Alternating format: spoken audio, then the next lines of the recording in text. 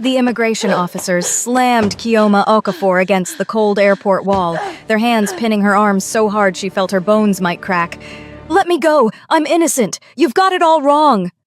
Her scream echoed through Incheon Airport's restricted corridor. Travelers stopped and stared. Security cameras captured everything. One officer reached for handcuffs, his grip loosening for just a second as he fumbled with the metal restraints. Keoma didn't think. She ran. Her hair whipped behind her as she sprinted through the terminal, lungs burning, heart hammering against her ribs.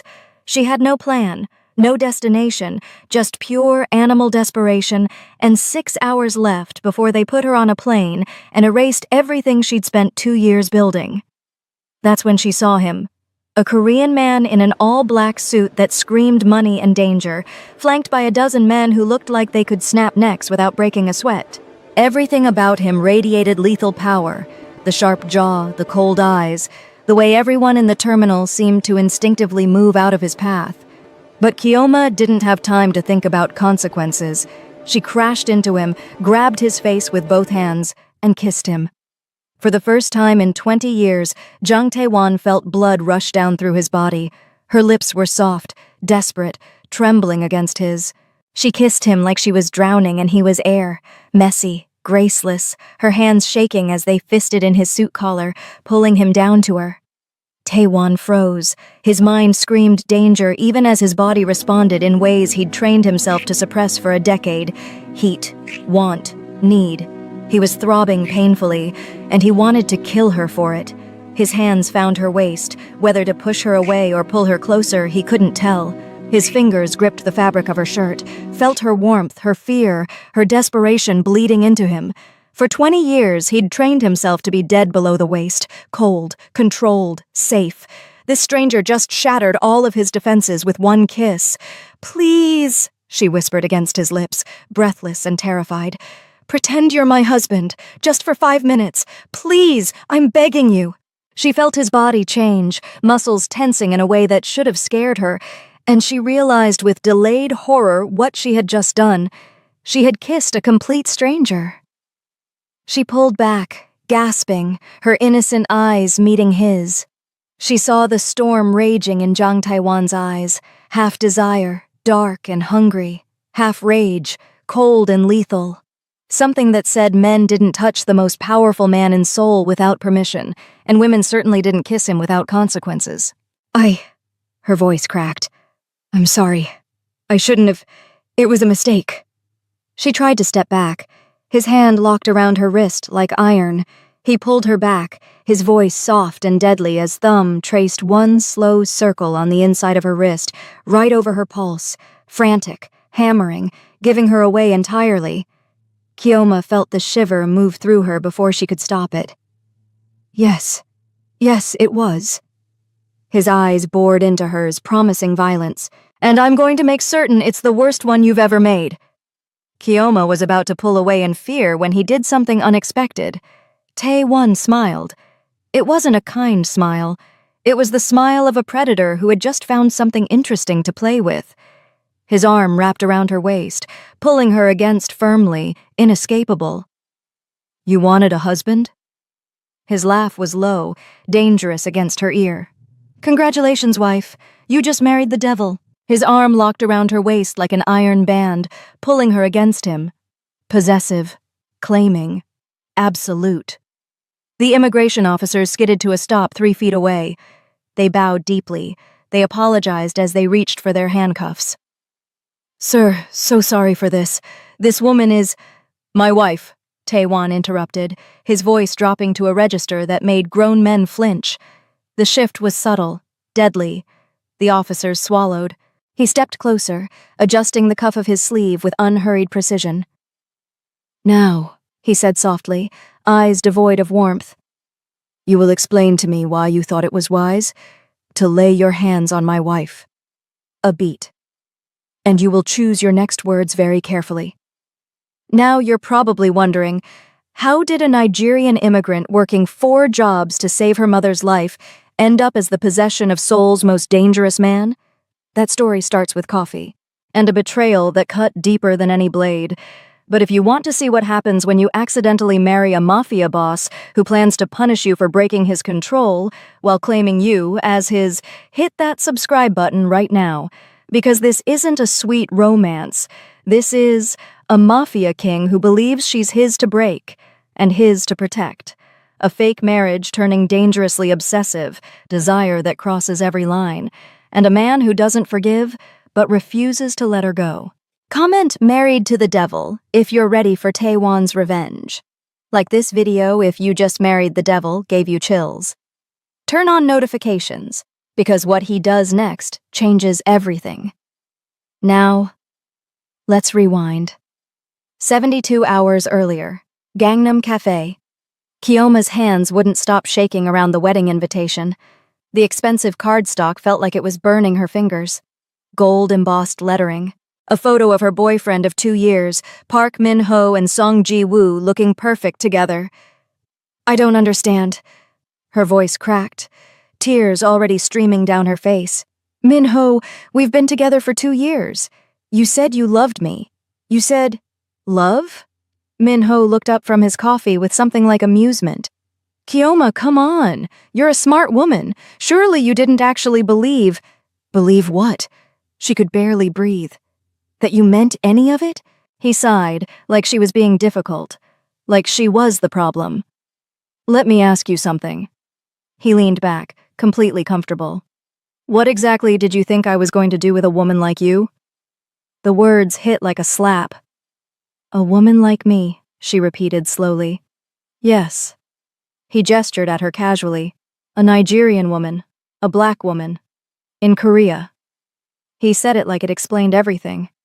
"How did you think I'd introduce you to my family? Marry you? Build a life with you here? It's just not culturally appropriate." "You brought me here." Her voice rose, drawing stares from other customers. "You recruited me from Lagos. You said—" "I said what I needed to say to get you here." He was so calm, so cold. "Because I needed you, Kyoma. Not for love, for business. I mean, isn't that obvious enough now?" Her stomach dropped. "See, Korean companies have been trying to break into African markets. It's nearly impossible." He warmed to his explanation, like he was proud of it. The cultural barriers, the trust issues, the historical baggage. But you? His smile was cruel. You were perfect. An educated, beautiful Nigerian woman with a perfect traditional background who spoke English and Igbo fluently. Kyoma felt the world tilting. "You were my golden ticket," Min-ho continued. "Every boardroom I walked into with you by my side, every contract presentation where you smiled and vouched for my integrity, every board I introduced you to—" He paused. "Do you know how much money you made for the company? Your presence alone opened doors I could never have touched." "You used me." The words came out as a whisper. "You used me to scam my own people." "Scam is such an ugly word.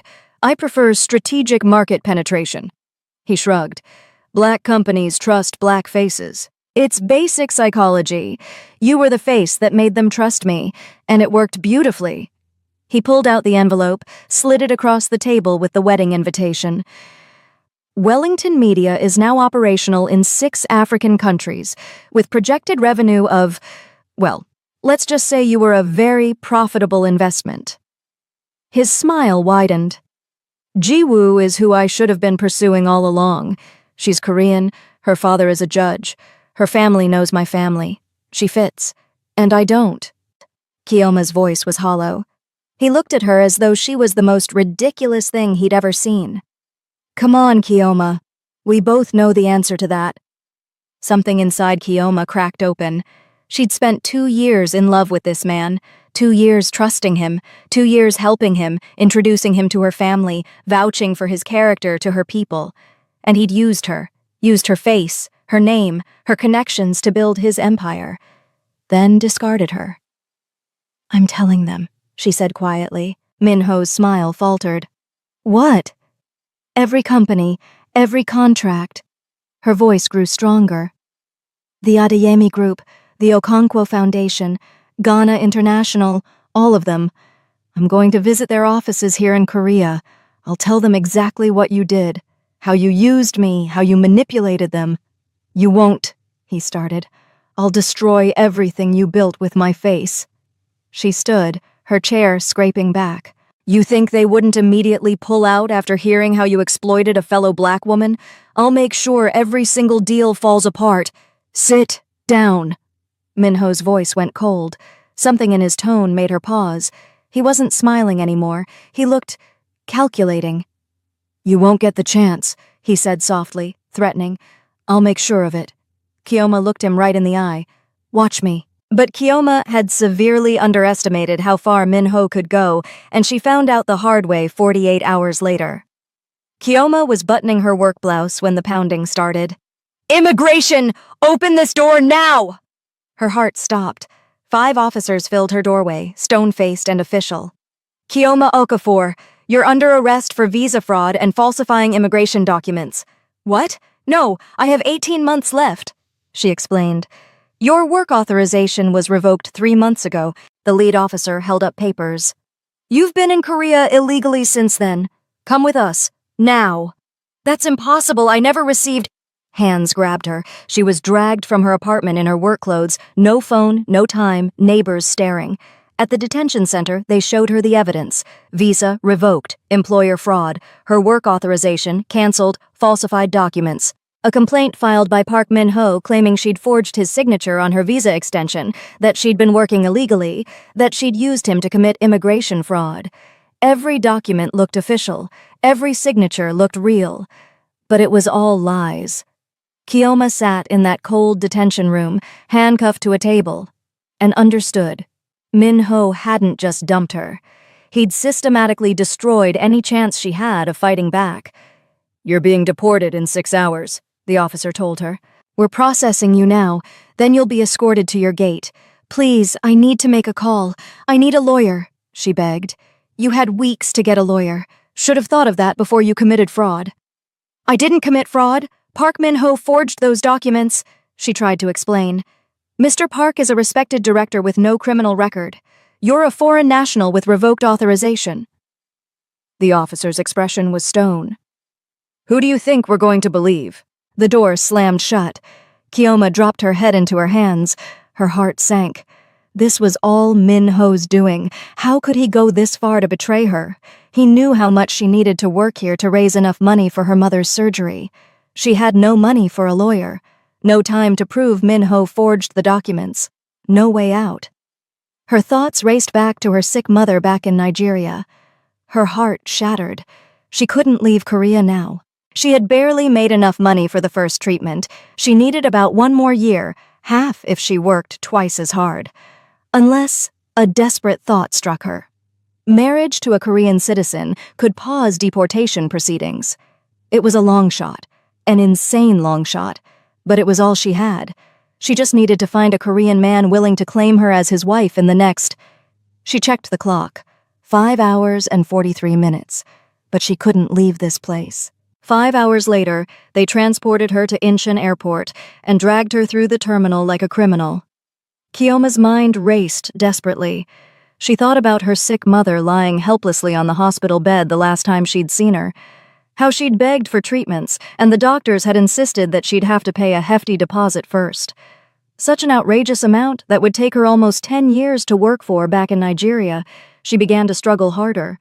She couldn't leave like this. A lot was riding on her staying in this country.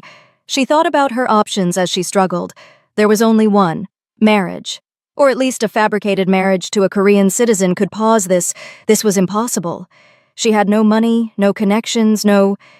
They passed through a security checkpoint into the VIP section. Luxury lounges, first-class travelers, wealthy businessmen in suits that cost more than her entire year's rent. That's when she saw him. The man in the black suit.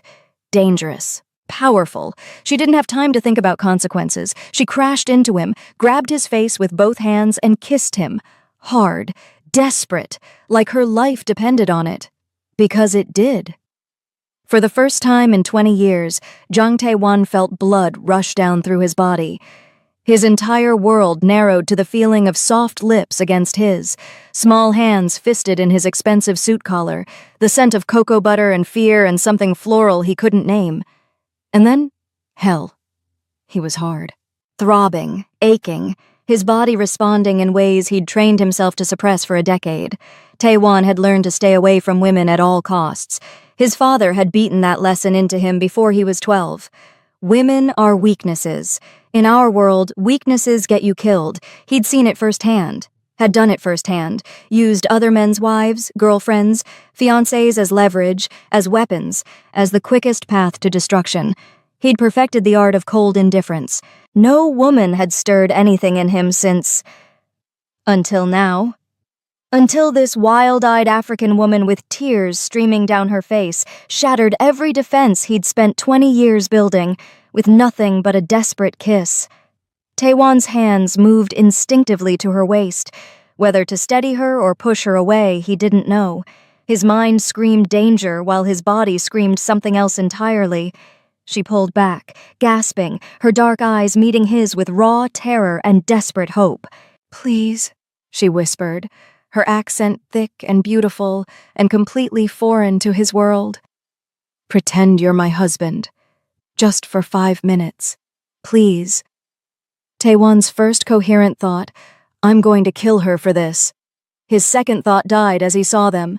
3 immigration officers running toward them, radios crackling, faces flushed with exertion and authority. And just like that, Taewon was 12 years old again, watching his father being dragged away in handcuffs while his mother screamed. Watching powerless men in uniforms destroy his family with paperwork and procedure and the cold machinery of the law.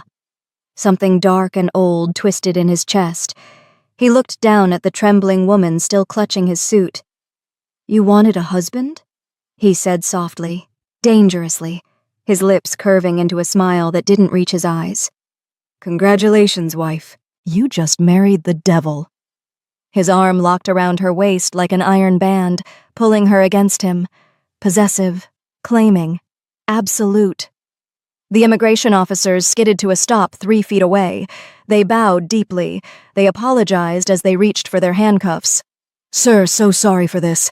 This woman is my wife," Taewon interrupted, his voice dropping to a register that made grown men flinch. The shift was subtle, deadly. The officers swallowed. He stepped closer, adjusting the cuff of his sleeve with unhurried precision. "Now," he said softly, eyes devoid of warmth, "you will explain to me why you thought it was wise to lay your hands on my wife." A beat. "And you will choose your next words very carefully." His words landed like bombs. His arm tightened around Kyoma's waist. She felt the possessive grip, the raw power in his body. Officer Kim froze. "Your wife? Hard of hearing?" "Hard." Taewon looked down at Kyoma with perfectly crafted concern. "Jagya, are you all right?" The endearment rolled off his tongue like honey. Kyoma could only nod, her heart hammering. But she was watching him now. Really watching. The way he stood. The cold authority. The danger barely leashed beneath expensive fabric. Something stirred low in her belly. Taewon's attention snapped back to the officers. "Someone explain why my wife just got dragged through my airport like a common thief," he demanded. "Your airport?" Officer Kim's voice cracked.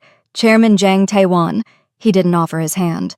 "I own 40% of Incheon Logistics, which means 40% of your security contracts." His smile was all teeth. "Want to guess how I feel about my security teams not informing me that immigration was assaulting Korean citizens' spouses?" The officers' faces drained of color. They knew that name, Jang Taewon, the most influential man in Seoul. Kyoma felt her pulse quicken. She'd kissed someone important, someone dangerous. "Mr. Jang, we had no record," they began. "So your database is shit." He said it casually, like discussing the weather. Shocker. Despite everything, despite her terror, Kyoma felt her lips twitch. "Let me guess." Taewon tilted his head. "Lowest bidder design? Maintained by underpaid civil servants? And you're surprised it has gaps?" Officer Kim opened his mouth, closed it. "That's what I thought." Taewon's thumb traced circles on Kyoma's hip. The gesture looked comforting, felt possessive. "Now, my wife has marks on her wrists. She's terrified. And I'm wondering..." His smile widened dangerously. "Should I call my lawyer? Or just call Director Choi? We usually have golf every Tuesday." Keoma watched him work, fascinated despite herself. He wasn't threatening. Not really, just stating facts. But every word made the officers more terrified. "If we'd known," they started again. "But you didn't check." His voice dropped to silk and steel. "Just grabbed a woman and slapped on handcuffs. So help me out. Incompetence or malice?" There was a complaint. Director Park Min-ho alleged. Park Min-ho? Something dark flickered in his eyes, and he chuckled lightly. The sound made Keoma shudder. The same Park Min-ho currently under investigation for embezzlement? He glanced at his phone. That one? How did he know that? Keoma stared at him, her fear mixing with something else, something hot and dangerous. "Remove the handcuffs," Taiwan said quietly. "Now." Officer Kim fumbled with his keys. The metal fell away. Taiwan inspected her wrists, his touch surprisingly gentle. "Better." He looked up at the officers. "Update your records. Korean citizen spouse. Unless—" He smiled. "You'd prefer I file a formal complaint about today?" "No, sir. Good choice." He guided Keoma toward the exit, hand possessive on her waist. "If this incident gets discussed outside official channels," he glanced back, "I'll take it very personally."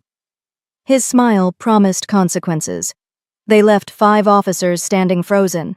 Behind them, they muttered, "That was Jung Tae-won. Do you know what he does to people? We're fucked."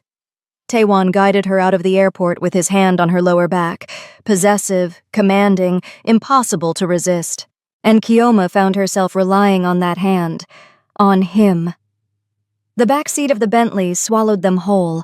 Black leather, climate-controlled silence, the kind of quiet that had nothing to prove. Keoma pressed herself against the door, arms wrapped around herself, trying to occupy as little space as possible. Like if she made herself small enough, the last 3 hours might retroactively make sense. Tae-won sat beside her, one leg crossed over the other. Phone already at his ear, speaking rapid Korean, making orders in a voice so quiet it was almost worse than shouting, completely, insufferably unbothered. She stole a glance at him, the sharp profile, the precise, unhurried authority in every syllable. Whoever was on the other end sounded like a person carefully choosing every word they sent back. She watched the way he listened, still, controlled, a faint tension in his jaw that was the only indication he was doing anything at all. Dangerous. Every instinct she had whispered. Something else whispered something different. She looked away, but her mind pulled her back. Back to the kiss. Back to the way his hands had found her waist before he'd even made a decision about it. The warmth of it. The grip that was supposed to push her away and didn't.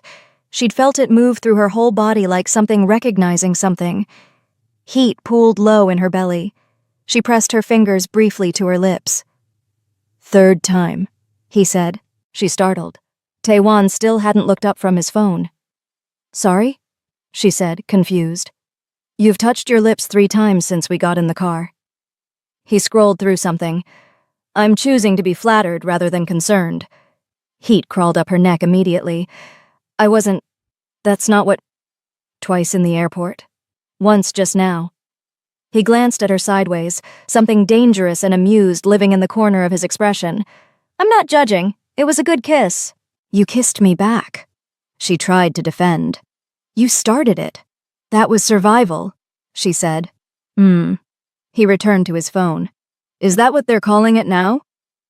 Keoma turned sharply to the window. She pressed her fingers to the cold glass and told herself she was not going to touch her lips again. The car moved smoothly through evening traffic. Seoul poured past the tinted windows, bright and indifferent. She heard him end one call and immediately begin another, different tone this time, shorter, a name she didn't catch, and 3 sentences that made whoever was receiving them very quiet, very fast. She watched his reflection in the glass. The authority of him was almost physical, not performed, not loud, just present, like gravity. Like he'd been the most powerful thing in every room he'd ever walked into and had simply stopped noticing it. She found it deeply, stupidly attractive. Stop, she told herself. You kissed a stranger 40 minutes ago. Get a grip. Taewon's eyes stayed on his phone, but his awareness of her did not move an inch. He'd been briefed the moment the door closed. His men were always efficient. 30 seconds of quiet Korean. The relevant facts, delivered cleanly. She'd come from Lagos a year ago. Not for opportunity, for a man who'd been building his exit strategy before she'd even unpacked. She'd been working 4 jobs since, sending money home every month, her mother, surgery. The kind of cost that takes years to build toward, nearly within reach. And Min-ho had dismantled it with a forged signature on a Tuesday. Something had moved in Taewon's chest at that. A small unwanted shift, a locked door rattling once. He'd controlled his expression. He always controlled his expression. But he'd looked at her then. The braids, the work blouse she'd been dragged out of her apartment in, the marks still faint on her wrists, and felt something he had no framework for anymore. She was real in a way that was making him uncomfortable. Every woman who had ever tried to get close to him had felt like a transaction wrapped in warmth. He'd identified each one in under 30 seconds and filed them away accordingly. But this woman had kissed him while running for her life, with no strategy and no angle and no idea who he was, and he'd felt it travel through 20 years of very deliberate insulation like it wasn't there at all. That was the problem. He looked at her now, profile to the window, deliberately not looking at him. "You're doing it again," he said. "I'm looking out the window. You're looking at my reflection in the window." He said it like a correction, not an accusation. "There's a distinction." She opened her mouth, closed it. The denial died before it formed because he was right and they both knew it. She turned to face him instead, arms crossed. "Are you always like this? Like what? Like..." She gestured vaguely at all of him. "This." He considered that genuinely. "Yes. That must be exhausting for everyone around you." She looked at him with something that wanted to be irritation but kept slipping into something else. Taewon held her gaze. "And are you always this ungrateful to people who save your ass from being thrown out of the country? That must be more exhausting for the people around, don't you think?" He shot back. She froze. "I'm sorry," she muttered. "But why did you do it?" she asked. He shrugged in response without looking at her. "You don't even know me." The words came out louder than she intended, cracked at the edges. "You don't know anything about me. You had no reason to do any of that back there. Those officers, the documents, why would you just—" "You're right," he said. She stopped. He finally lowered his phone and looked at her. "I don't know you," he said.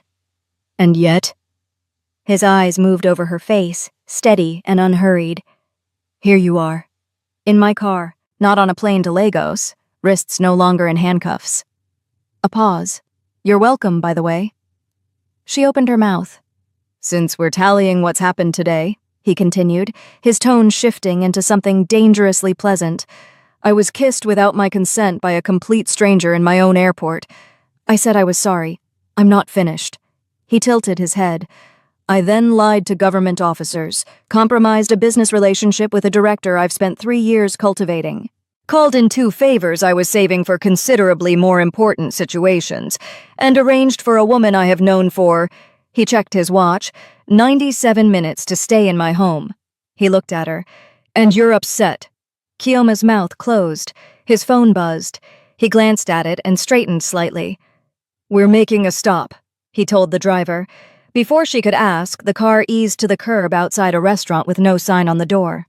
The kind of place that had decided long ago it didn't need one. Taewon buttoned his jacket and went out. She blinked as she watched him cross the car. He knocked once on the glass. She lowered it.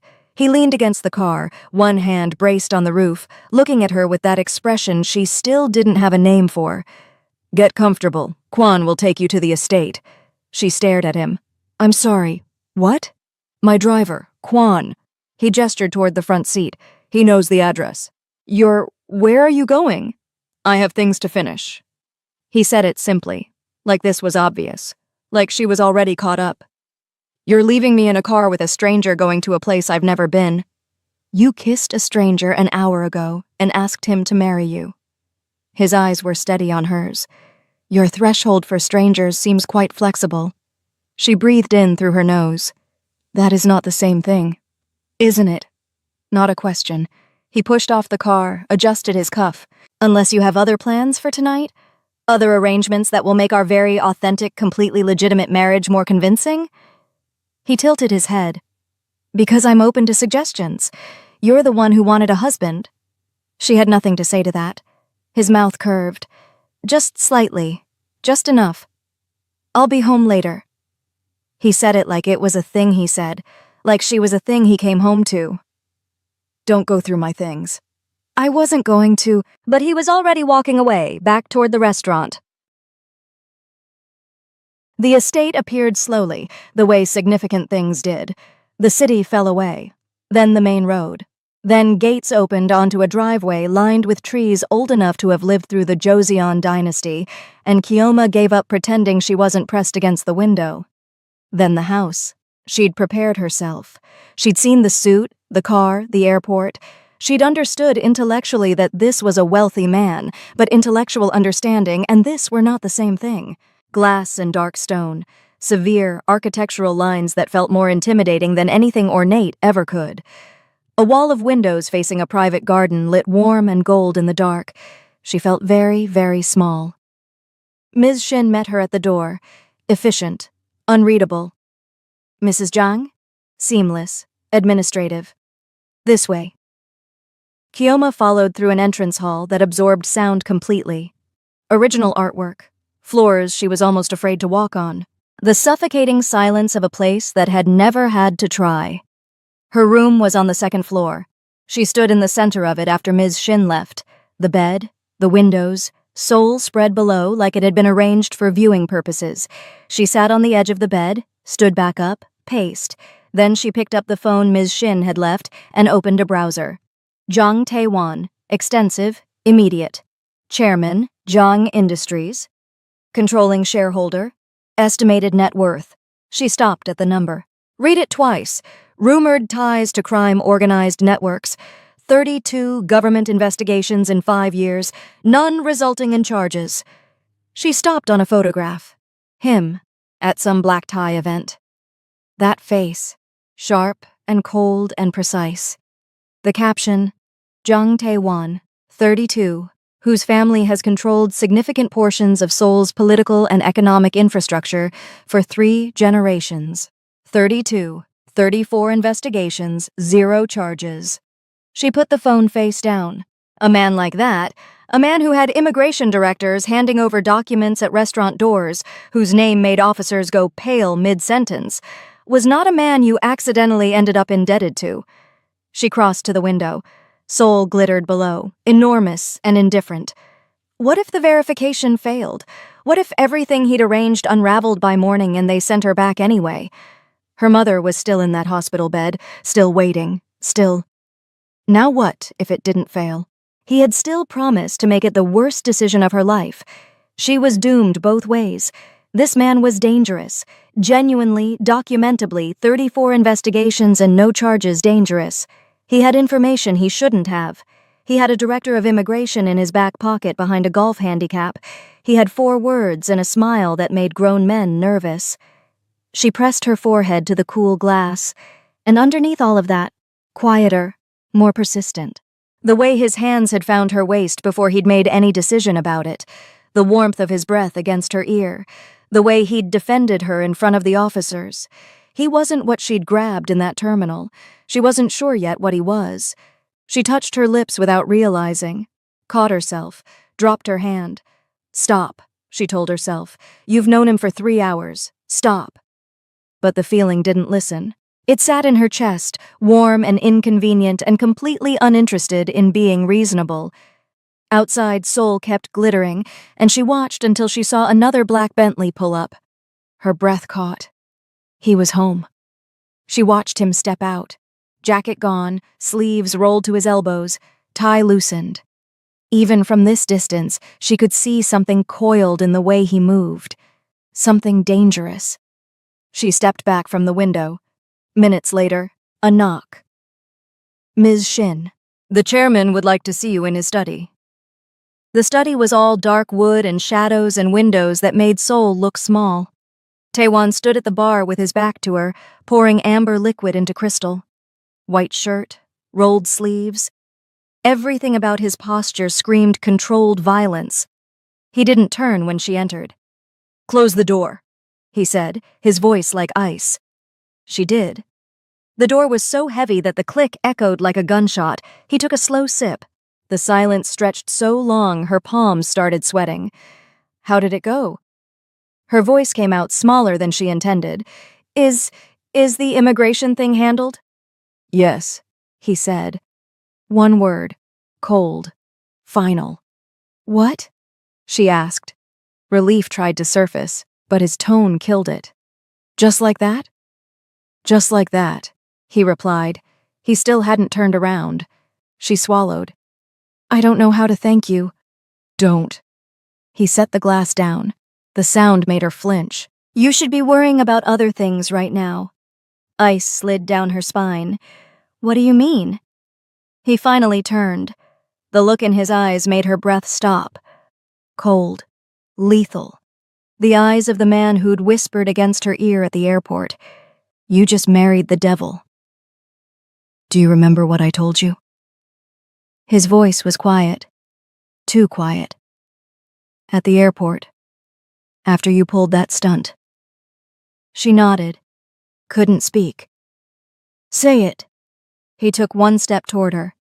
"I want to hear you say it." "You said..." Her voice shook. "You said I made a mistake." "And?" Another step. She took one back. "That you'd make me pay for it." She whimpered. "Good." He took another step. "So you were listening." "But you saved me." She backed up again. "You helped." "I did." Another step. His expression didn't change. "Doesn't mean I've forgotten." She backed into a chair, moved around it. He adjusted his angle. Still coming, faster now. "I don't understand." Her voice cracked. "What did I do? I was desperate. I didn't mean to..." "Didn't you?" Another step. Her back hit the bookshelf. Nowhere left to go. He kept coming until he was a foot away, then another 6 inches. She pressed herself against the shelf. Her heart hammered so hard she could feel it in her throat. "I don't..." She couldn't finish. Couldn't breathe. He took one final step. Now they were barely inches apart. So close she could feel the heat coming off him, could see the tension in his jaw, could smell his cologne mixed with something darker, anger, want, something she couldn't name. "You want to know what you did?" His voice dropped to barely above a whisper. Dangerous. Intimate. She nodded. His eyes bored into hers. Dark. Intense. Unreadable. "For 20 years, he said quietly, "I struggled, meditated, suffered my flesh to build something. Control, discipline, walls that nothing, no woman could penetrate." His gaze dropped to her mouth, stayed there. He felt the same heat from the airport spread down once again. "I was safe." His voice went rougher. Cold. Dead to everything that could hurt me, everything that could be used as weakness. His eyes dragged back up to meet hers. "And then you..." His jaw tightened. "You crashed into my airport, grabbed my face, kissed me like you were drowning." His eyes fell to her lips again. "And you shattered all of it." The words came out raw. 20 years. Gone, because of one desperate kiss from a woman I'd never seen before. She couldn't breathe, couldn't move. His eyes stayed on her mouth. "You made me feel again." He said it like an accusation, like a confession. "And I don't know..." His voice caught. "I don't know if I want to punish you for it or..." He stopped, his control visibly fracturing. The air between them was electric, suffocating. His eyes were still on her lips. She watched something break in his expression. "God help me," he breathed. Then his mouth crashed against hers, desperate, hungry, consuming. His hands tangled in her braids, on her waist, yanking her against him. He didn't know when he'd leaned in, didn't know when the decision was made. All he knew was that this, having her, tasting her, claiming her, was all he'd wanted for the past 24 hours. He needed her. The kiss was passionate, possessive, 20 years of denial exploding into raw want. He backed her harder against the bookshelf, his body pinning hers completely, one hand gripping her waist. She pushed him away. Not hard, just enough to break contact. They stood frozen, both breathing like they'd been running, his chest heaving, his eyes black, pupils blown, control shattered. She looked terrified, overwhelmed. But she was staring at his mouth. The silence stretched impossibly long. 1 heartbeat, 2, 3. Then she rose on her tiptoes and kissed him. Her choice. Whatever control he had left snapped. He lifted her. She wrapped her legs around him. He carried her out without breaking the kiss.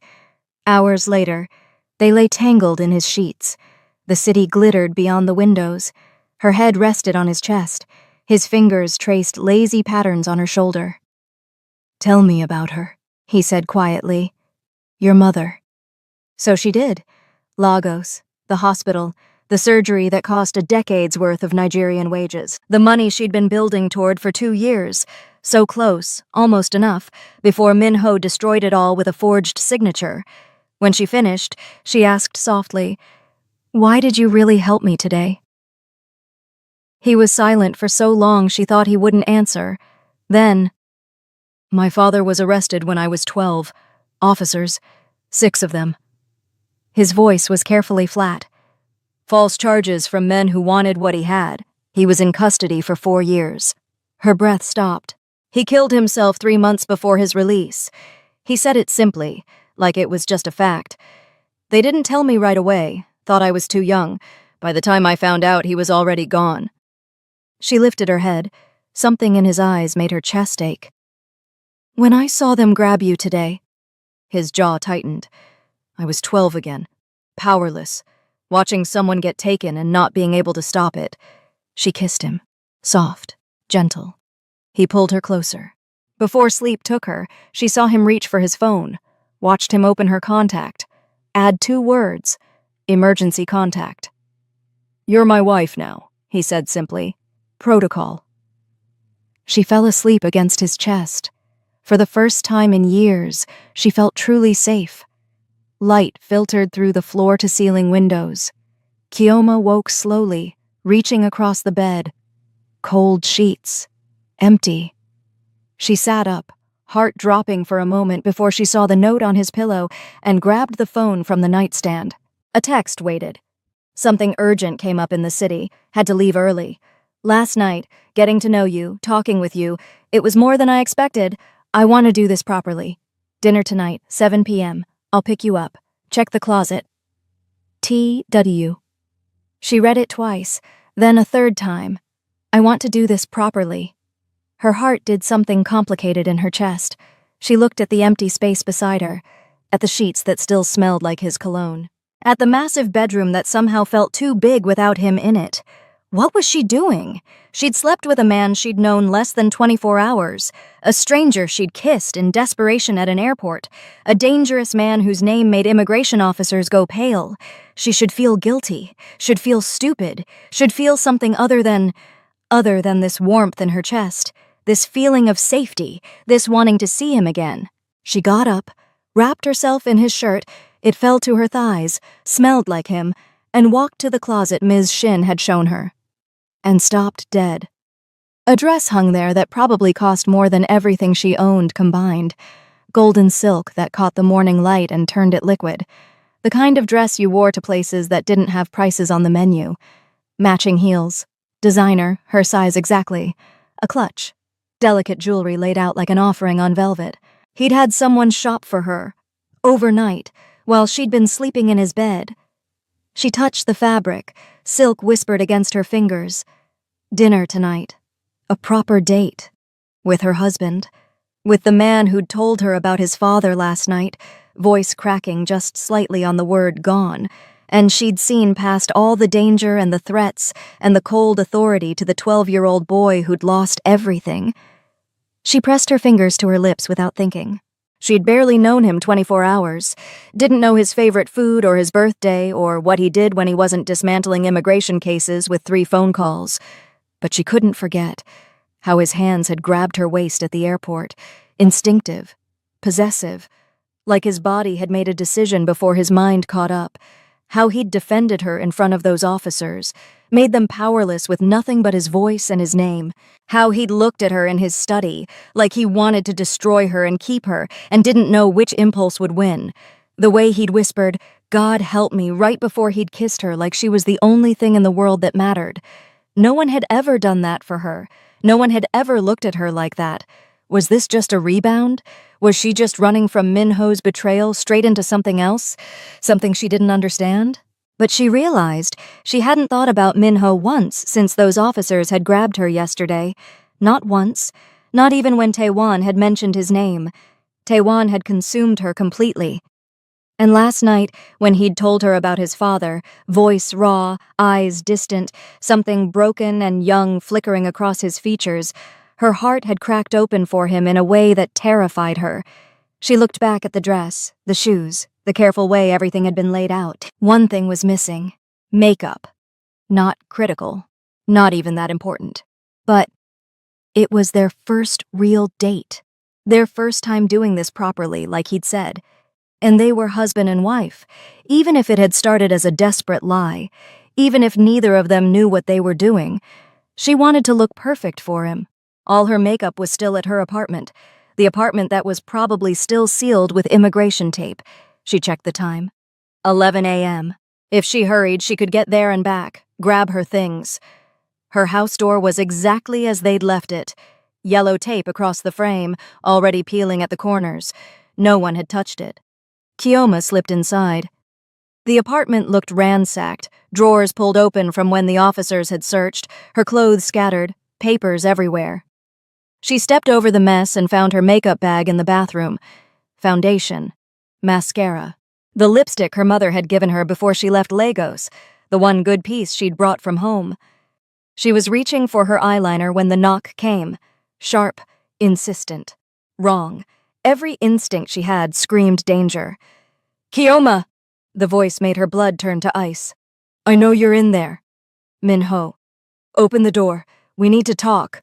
She froze, makeup bag clutched in her hands. Maybe if she stayed quiet, maybe if she didn't move.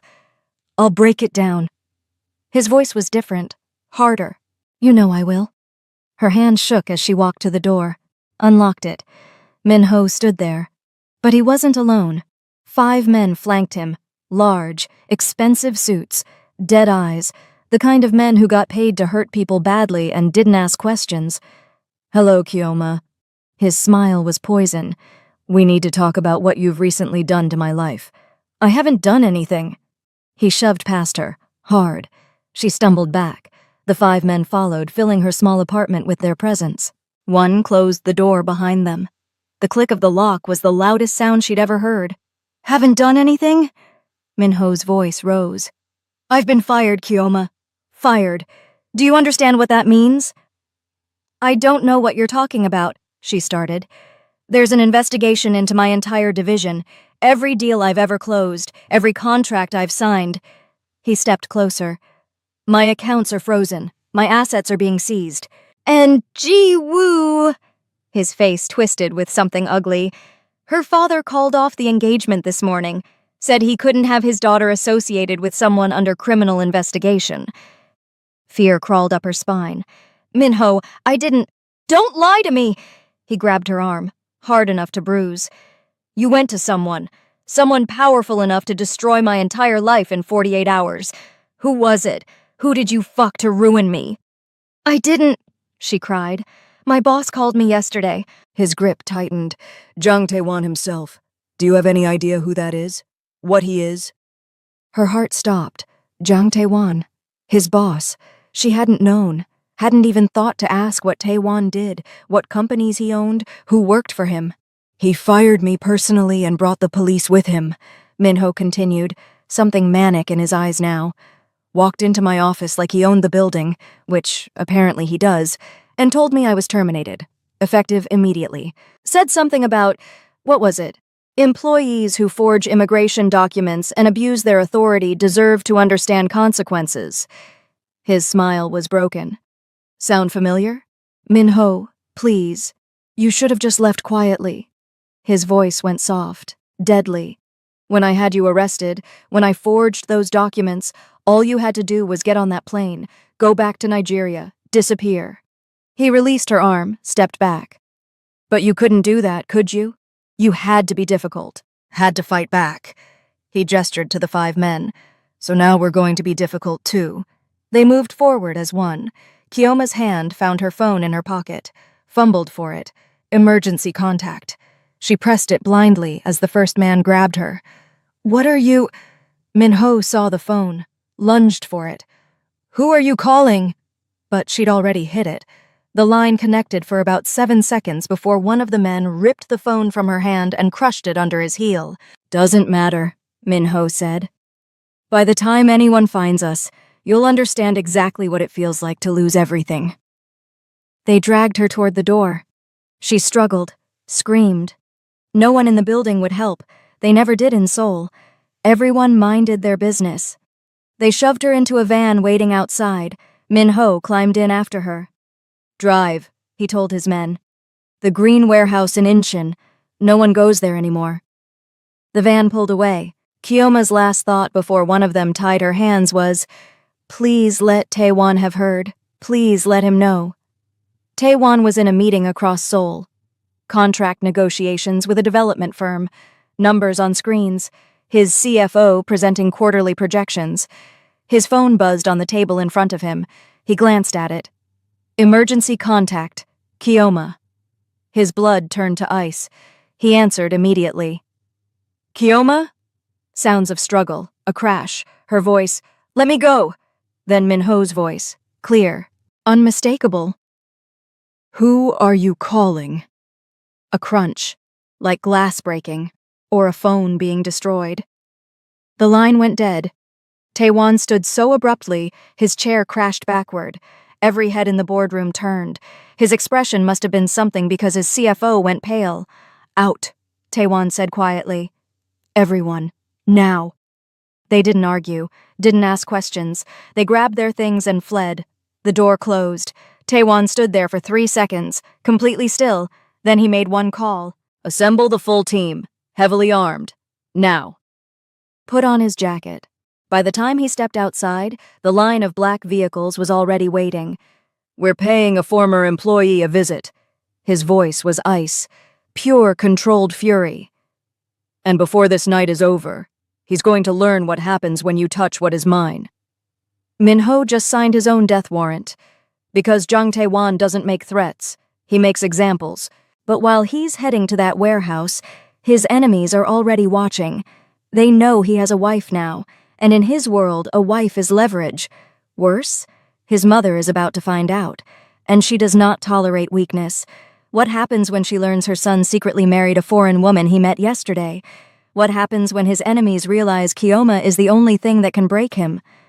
Part 2 is where the real war begins. Subscribe now if you want to see what happens when Seoul's most dangerous man goes to war for his wife. Like if that last line gave you chills. Comment war if you're ready, and tell me, where are you watching from? Part 2 drops soon. Don't miss it.